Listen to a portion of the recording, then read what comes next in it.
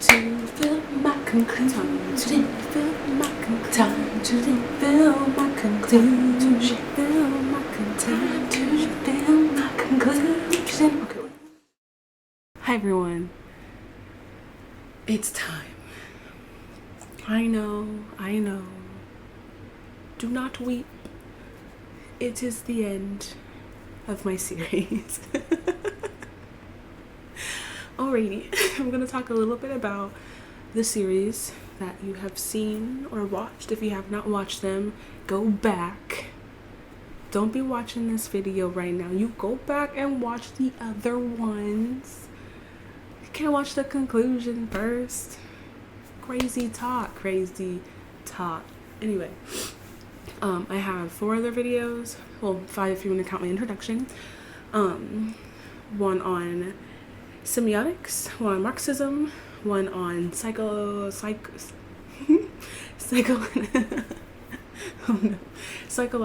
analysis, and sociological analysis. Make sure to watch those. I chose some top tier musicals that I'm pretty sure everyone should know. All of them are pretty mainstream. One of them a little more obscure, because not a lot of people are familiar with Urinetown, but I chose Les Miserables, Urinetown, Heathers, and Newsies.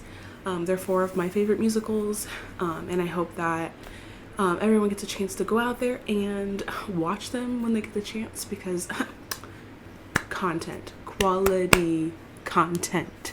Anyway, as I mentioned before a few times, the point of this series was to show how musical theater challenged everyday life and how we would start a revolution through musical theater.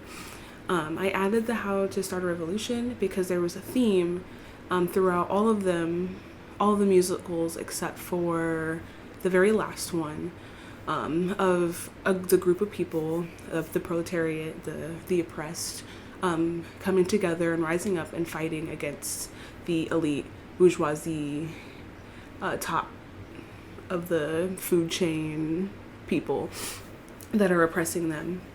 And so that's why I decided to add that little tidbit in, because that's essentially how musical theater is like challenging everyday life. It's challenging you to stand up and fight against those injustices and inequalities and be able to stand up for what you believe in.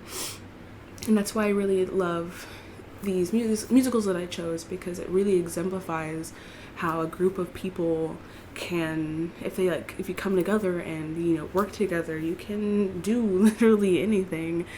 You can go out there and make a difference, which is something that I'm super passionate about.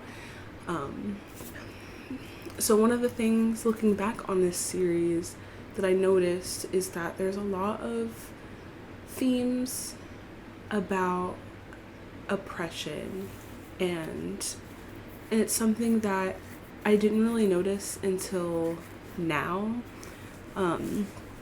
is that there's always a group being oppressed, and it's something that I'm passionate about because it's something that I have experienced in my everyday, day-to-day life. And so I think it's important to point out stuff like that, because it's not just me. There are probably millions of people out there who are feeling oppressed or marginalized, and those are the things that I think the musical theater musicals that I chose for this piece really shows and exemplifies, especially in Urinetown, because all of the poor people are not able to have access to their basic functions and basic needs.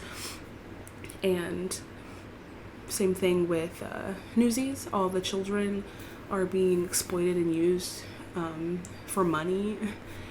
And in Les Miserables, all the poor people, same thing, they're being exploited and used for money, and they don't have access to their basic needs.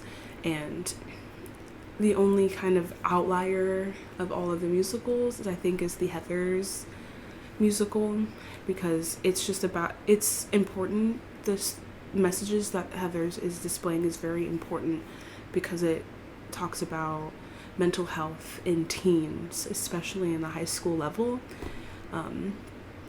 and how those social expectations and structures can really take a toll on mental health in children and teens. So that's very important. But in comparison to the other three musicals that I have, it's a little bit of an outlier because there's not really a revolution that happens, but there is a mini uprising of the main character breaking through those ranks and remodeling how the whole structure of their school works. If you want to know more about that, go ahead and go back and watch that video. But I chose it because however, I chose Heathers musical because I felt like it was a nice rounding out of the other three musicals, because there's the first three are about revolutions and fighting and how the oppressed either overcame the oppressor or maybe they didn't, especially in Les Miserables. They don't win. Yes, they came together and they fought and they rose up against the elite, the bureaucracy. Even though they fought against them, they lost. And in Urinetown, they won, but things didn't go the way they had planned. And in Newsies, they won, and they had and they gained the benefits and the things that they fought for. And I liked Heathers because it's the same premise and same concepts of fighting against those social structures. However, they dismantle it completely at the end of Heathers and they bring everyone together. So that's why I like these musical choices, because each one has a different conclusion of how fighting for what you believe in may happen based off of whatever's going on in that given circumstance. One really interesting thing that I found is when it comes to theater, you can take literally any musical, straight play, devised work, anything, and interpret it in literally any way. You can interpret it in any way, and there's an endless possibilities of what you can do. But that's something you have to consider when looking at different musical theaters in an analytical point of view, because if you focus on one version of a musical or concept, then you have to consider how someone else may look at that concept as well. Because Les Miserables, the one I focused on was the Hugh Jackman and Hathaway version of it. However, that musical has been done previous to that film and after that film. Same thing with Urinetown. I was first introduced to Urinetown through the Department of Theater at the university that I attend, because we put a production up of it. I based all of what I knew off of that production of the musical. However, that musical has been done countless of times by many different directors, so the interpretation of the musical that I understood and witnessed and saw may have been different than the other ones that have been produced. And then same thing with Heathers and Newsies.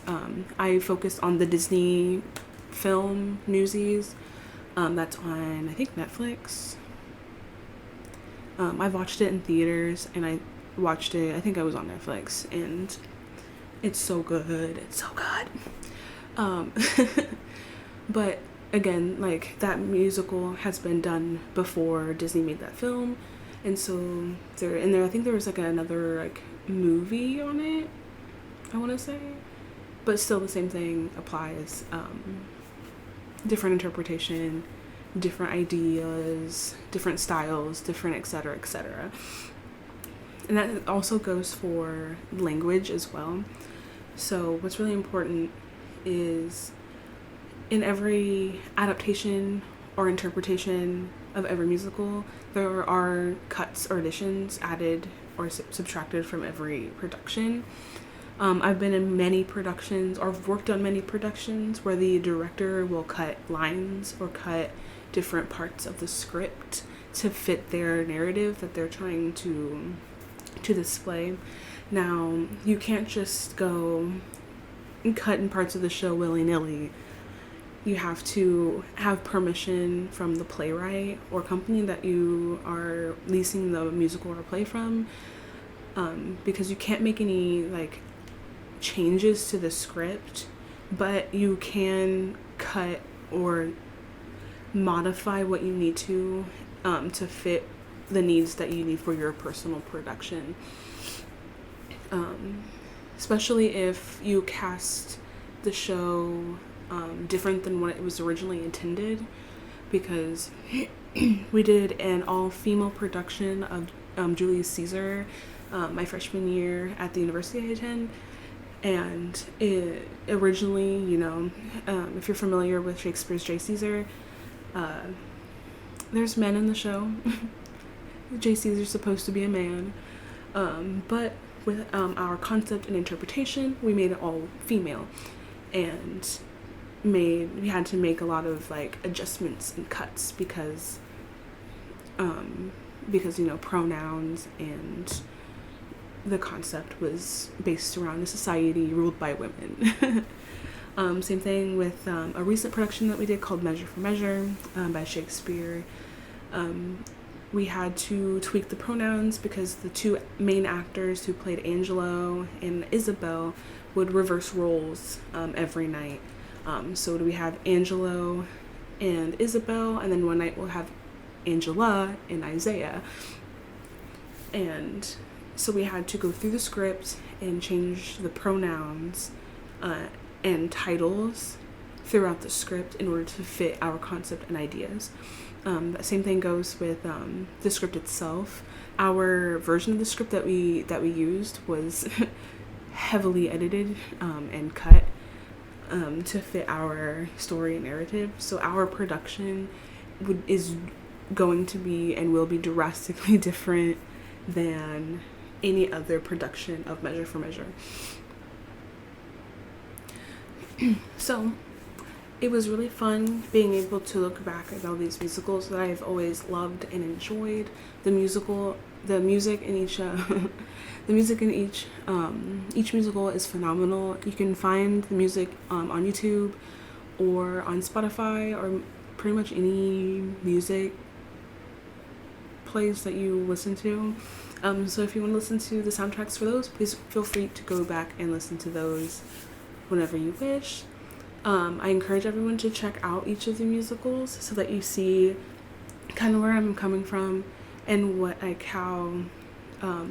and where like all the musicals fit into that idea of challenging everyday life and starting a revolution. And I hope that you enjoyed my series. It was really fun doing each of the videos. I'm not super skilled in this new environment of video. However, it was really fun to do, and I encourage everyone to go back and watch everything. It's super fun. So thank you for watching. If you haven't done so already, make sure you ring the bell and subscribe and maybe leave a like. You know the drill. And I will see you in the next video.